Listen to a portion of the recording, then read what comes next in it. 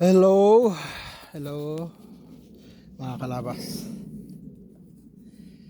Narito po tayo dito sa tapunan ng aking mga dahon. Ayan o. Sobrang kainit.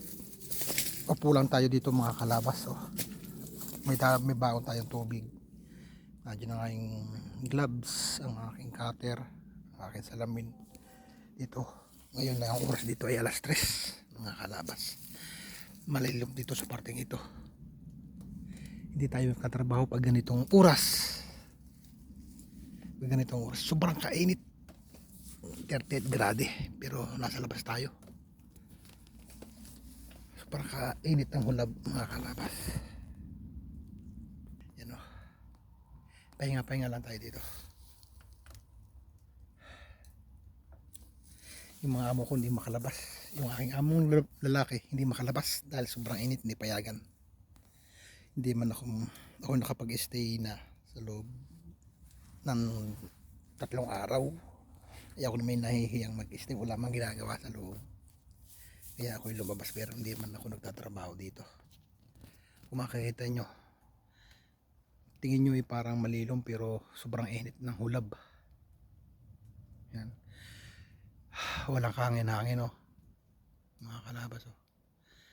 Ano talaga siya. Yung hulab talaga napakainit. Dito maganda na pwesto dito kung ikukumpara. Pero ramdam ko pa rin yung init ng hulab. Ito mga kawayan yan. Pero sobrang kainit pa rin. Kaya nagkatrabaho ako dito tuwing umaga lang. Alas 8 hanggang alas 10. Dahil pagdating ng alas 10 sobrang kainit na rin. Kaya ingat-ingat mo tayo na konti. Wala namang problema dito. Ito yung mga tao. Dami ng mga nakolekta kong mga damo. Mga dahon laglag yan. Lilipat tayo pwesto mga kalabas. Doon tayo sa ilalim mismo ng mga kawayang yun. Yan dyan. Punta tayo doon. Madali natin yung ating salamin, tubig. Lagi ako may damo tubig. Dito kahit malilom pa rin itong pwesto kong ito. Pero mainit pa rin yung hulab talaga. Kaya susubukan natin dito tayo sa ilalim ng kawayan ng ito. Dahil din yan. Yan dito tayo. Kaya lang dito medyo malamok. Pero okay lang. Sarap din eh. Yan, dito tayo sa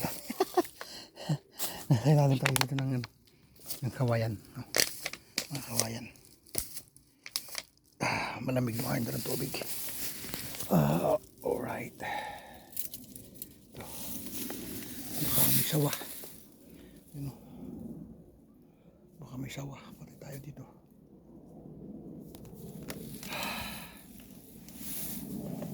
Pero iba-iba naman dito. Iba-iba. Kasi lalim tayo dito ng kawayan. Ito mga kawayang maliliit, mga kalabas. So, kita nyo. Yan. Mga kawayang maliliit yan.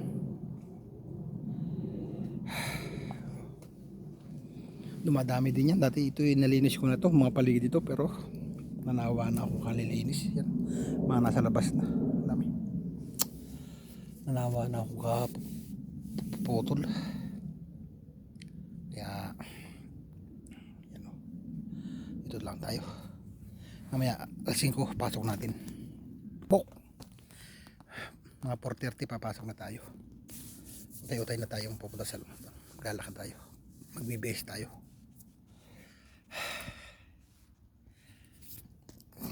Kaya gagawin ako kahit malamok dito.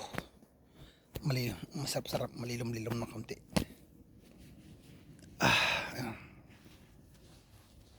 Nahiya naman ako sa loob ng bahay mag-stay. Wala namang gagawin.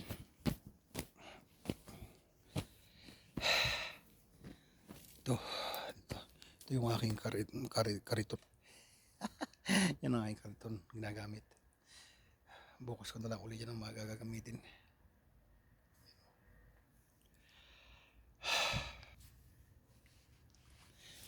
Mag-iisang buwan na dito, walang ulan, buong Agosto.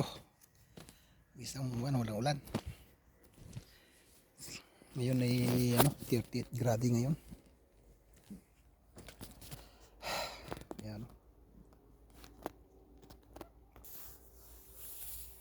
Oh. Mag-relax lang tayo dito. Dito tayo standby. Pero kahit narito tayo sa ilalim ng kawayan ng ito, talagang pa rin, ramdam ko pa rin yung init kahit nasa ilalim tayo dito. Pero kung tutusin mga kalabas, pakaganda na ng nito, pwestong ito.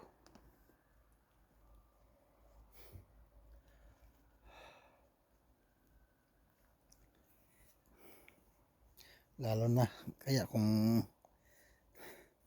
sa mga parte ng bayan pag ganito kainit, sa mga ganun parte bayan, walang puno dito, sobrang kadaming puno pero sobra pa rin kainit. Yan, talagang nakakapag-live ako kahit pag ganitong walang ginagawa. Hindi kaya magtrabaho pag ganito kainit. Yan, ganito lang tayo. May bawang tayo tubig. May bawang tubig. Inom tayo.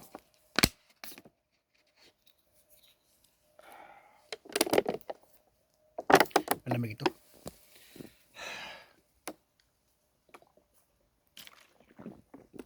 Bago ako pumasok, ito 1 litro at kalahati, ubos ito.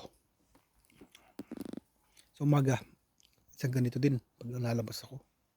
Siguro mga malapit 2 oras yun. Isang ganito.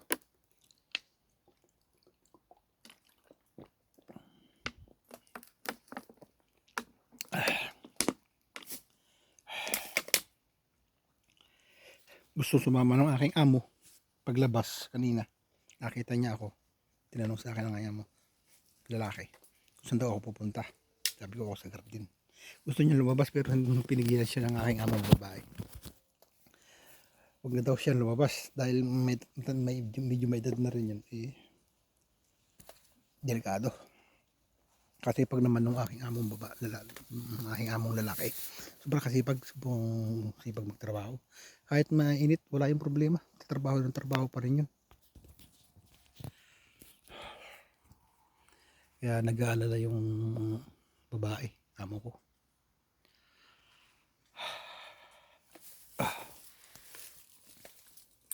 Bali, itong pwestong ito, medyo dulo na ito ng garden ng aking amo.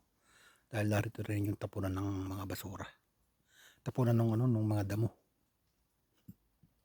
Diyan ko lahat tinatambak lahat. Diyan ba? Yan. Mga dahon. Pero itong parting ito'y tinatrabaho ko pa rin ito. Nagmamawer pa rin ako dito. Yan. Dahil sabi ng senyora, kailangan linisin pa rin ito dahil baka magsukal masyado. Baka magkaahas, mahihirapan lalo. Kaya tinatrabaho ko pa rin ito. Malaki din itong trabahoin ko ito. Pero pag ganitong summer, halos 2 oras lang ako nagtatrabaho o 2 oras kalahati. Dahil basta't uminit yan, mga alas 10, mainit na masyado yan. Tumitigil na talaga ako. Alright. Magpapatama tayo sa oras.